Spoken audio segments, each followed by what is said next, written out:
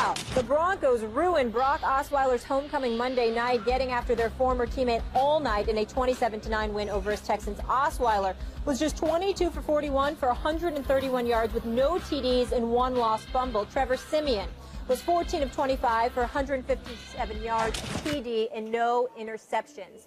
The question is, did last night's game, Max, vindicate Elway's quarterback decisions? Yes, of course it did, and as though Elway needs vindication. Look, John Elway said during the offseason, why does it have to be you get paid essentially like a bum, or you get paid a replacement player, or you get paid franchise money? Why can't we have middle-class quarterbacks?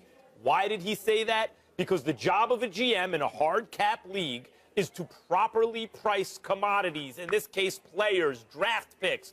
So he looks at it and goes, I'm not paying that guy franchise money. I mean, after the fact, they claim that they were offered similar money by Denver, but notice that's not what happened. He signed away. Because he's not worth that money, because I can approximate Brock Osweiler, who's an okay quarterback who was made to look like a bad one against one of the two best defenses in the world, along with Minnesota's.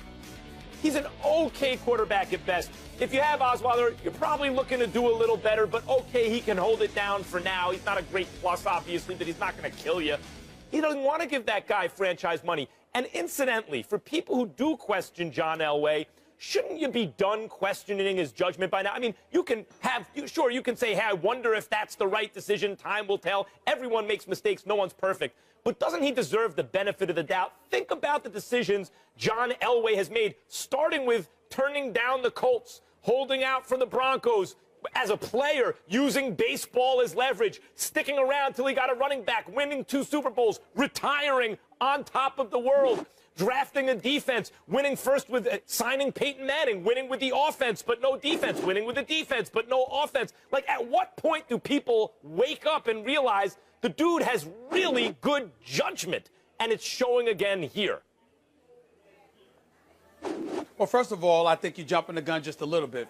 Nobody's questioning the legitimacy of John Elway as an executive. What we're talking about is whether or not last night's game proved anything, and I'm saying to you, absolutely not. First of all, I wasn't sold on Brock Osweiler to begin with. Yeah, they were booing him profusely, and obviously they shut him down by making sure DeAndre Hopkins and the other receivers weren't getting open, because between Blue and Lamar Miller, both of them averaged better than 5 yards a carry last night. They could have ran the football more. They elected not to do so. They wanted Brock Osweiler to get off, and he couldn't get in. He couldn't find anybody open. He's not the greatest quarterback to begin with, and that is that.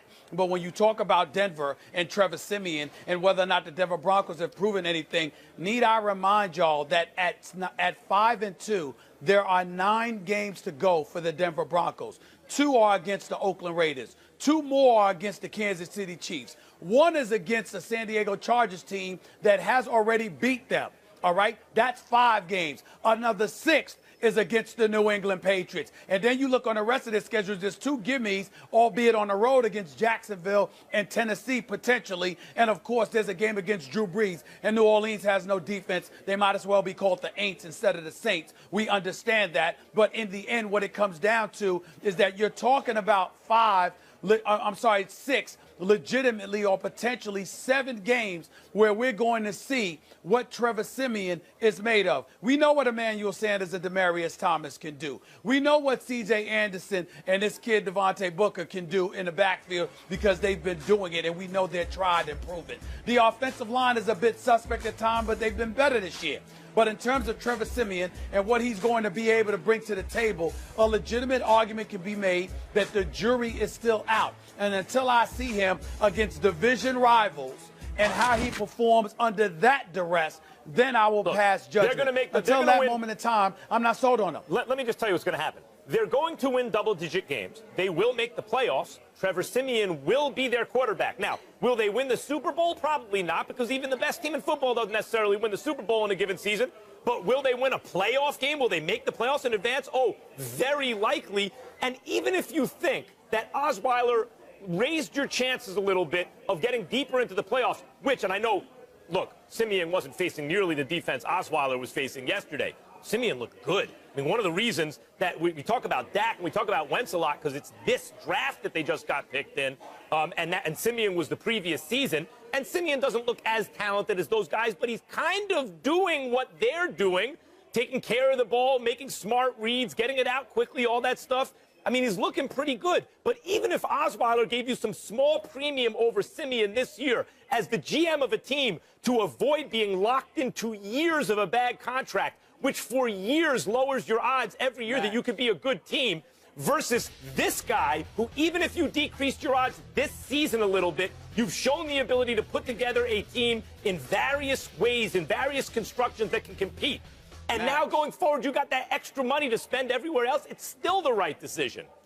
Max, just because you're a beautiful orator and you sound like you make sense doesn't make your argument that more poignant, Well, because it how. doesn't. Here's the reality. Because Elway hasn't had to do anything this offseason. You lost Danny Trevathan. You lost Malik Jackson. Outside of that, your team is intact. All you had to do was replace a guy who looked like he aged in dog years in Peyton Manning last year. He should have been doing the commercials a year before. They won the Super Bowl in spite of Peyton Manning, not because of him, because he was a shell of himself. No disrespect, because he's one of the greatest quarterbacks to have ever lived. But last year, he wasn't that dude. Trevor Siemian right now is better than what we saw from Peyton Manning last year, which ain't saying much because Peyton Manning, health-wise, had regressed that much. So what do you act like Elway went into the offseason and just overhauled his roster? What he did was he changed from a quarterback who had clearly aged and was far beyond his prime and needed to go for a guy in Trevor Siemian who actually is young, has an arm, has a brain, can run an offense, and you got Gary Kubiak, you got Emmanuel Sanders and Demaryius Thomas, you got C.J. Anderson, you still got one of the top-rated defense, you got arguably the best secondary in all of football. You act like John Elway had to sit up there and reshape his entire roster. He didn't have to do that. Thank you, Max Kellerman. That was a great argument. In fact, I agree. John Elway, you're right, is vindicated in his decisions to not make stupid moves. Sometimes the best move you make is the one you don't make when there's pressure to spend money. So in other words, he didn't do anything, so that makes him brilliant. Well, yeah. So what I'm saying to you is that you're saying because he didn't do anything. Osweiler? Now you're saying because he didn't do it. Hold on, I got a question. Now you're saying because he didn't do anything, he was vindicated last night? Absolutely, yes. What sense does that make? Because the guy he didn't spend 70+ million or 37 million guaranteed over the next couple seasons, the guy he didn't spend that money on was just outplayed by the guy he's hardly paying anything at all. Well, then if that's the case, Max, if that's the case, he was vindicated. If that's the case, if that's the case, he was vindicated the moment Brock Osweiler went to Houston, because who the hell argued that he should have kept Brock Osweiler for 70? Who made that argument that Brock Osweiler should have been kept for $70 million? It was an open question. Who? Listen, it was an open question. Where I'm is not going to give you names. You want to? I'll provide you a list of names after the commercial break of columnists and various other people and people in football who thought they should have kept Brock Osweiler. Osweiler should get $70 million? Because that said Brock Osweiler should get $70 million? That was the price. That was the price for Osweiler. Obviously, that's what the market dictated. And Elway said that price is too rich for my blood for that guy, and made the point about middle-class quarterbacks. And now he's even got something less than a middle-class quarterback in terms of what he has to pay him. It was smart. Okay. And I'm saying to you, fine. That's fine. At the end of the day, 2 games against Oakland, 2 games against Kansas City, another game against San Diego, 1 against New England. Come talk to me then. Brock Osweiler, if you're making the argument that the Elway was vindicated because we've learned that Brock Osweiler just ain't that good, okay, that's fine. To me, I'm looking at it from the perspective, we're talking about Trevor Siemian here. How's Siemian look to you? Is Trevor Siemian worth what we think he is? All I'm saying is it's possible that he is, but I need to see him against AFC West divisional foes before I come to that conclusion. This is the crux of the argument. The Broncos are at a very high leverage moment in their history, which makes Elway's job much more difficult than you're describing, because even though he didn't want to have to pay the extra premium for Osweiler, if they did think that it gave them a better chance to win because he's more experienced, he's been in the system, he just was on a team that won the Super Bowl, even if he didn't play in the Super Bowl, all that stuff, at that moment in time, that's when you maybe have to pay for that moment of leverage. Like, we can actually make a run at another Super Bowl or two right now. And instead, he chose discretion. He chose, no, I'm not going to spend the money. I'm going to trust our process and our team building. And I'm going to roll the dice with Siemian. And right now, it looks like a good decision. He did not have to. again, you just talking. He didn't have to do that because he won the Super Bowl. If he lost the Super Bowl, there would have been pressure on him to do something. But you're the reigning defending Super Bowl champion with a top-rated defense and everybody returning but an age-old quarterback who probably should have retired a year earlier. That didn't put pressure on Elway to have to in pay the NFL, Brock Osweiler except for the $70 Patriots, million. Every other franchise except for the Patriots and maybe the Seahawks, there's pressure on them if you're really good and poised for a Super Bowl to strike while the iron's hot, because who knows when that's going to come along again. And Elway didn't allow that pressure to affect him in a way that would make a bad financial decision. He gambled on Simeon. It was a gamble, and right now, after last night especially, it looks like the gamble's paying off. Good judgment. I love how you keep regurgitating your same point as if somebody didn't hear you. I heard you loud and clear. I disagree. The pieces in place, he had his whole team in place other than a quarterback who should have retired. You don't have any pressure to pay your unproven quarterback that had 5 or 7 starts and all of a sudden he deserves $70 million when you're the reigning defending Super Bowl champions. If anything, he should have been privileged to sit up there and stay with you. He probably didn't stay because he wanted to go to a tax-free state. He didn't want to pay those taxes. No state income tax in Texas. That's probably why he decided to leave. All right, let's leave it there. You know what it is. The First Take, Your Take viewer contest is here. You could win a chance to debate Stephen A. and Max right here on national television. All you have to do is go to firsttakeyourtake.com, upload a 1-minute video with your and only your best original sports debate. Please keep it clean. No music, team logos, trademarks, or copyrighted material. 2 winners will be selected by our show staff, so get to work, people. We want to see you at the desk taking on Stephen A. and Max. Here's a few of our latest submissions. To think that a super team is being made to beat LeBron James would have to have a winning finals record.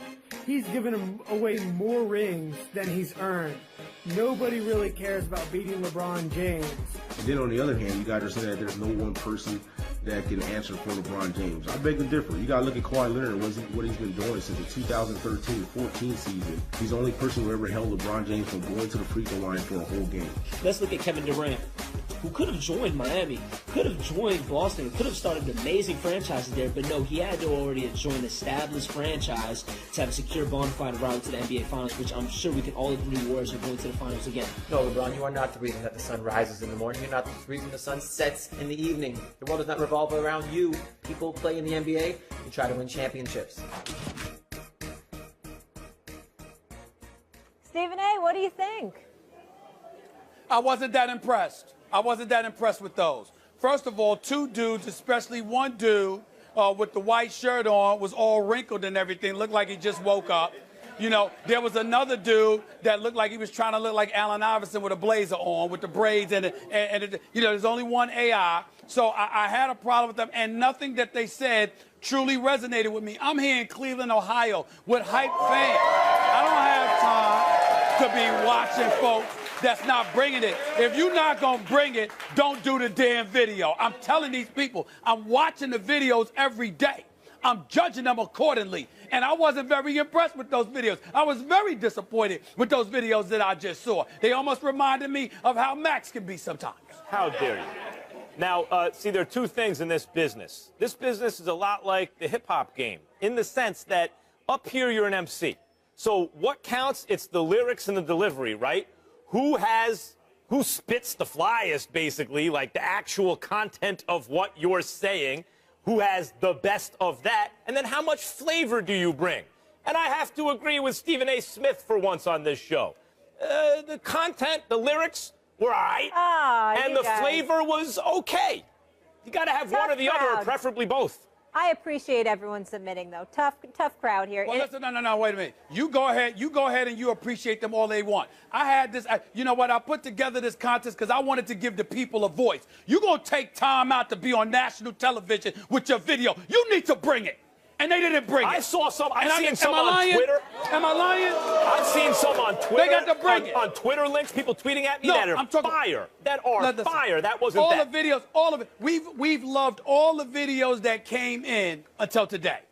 Those folks today, they need to, they can do it again.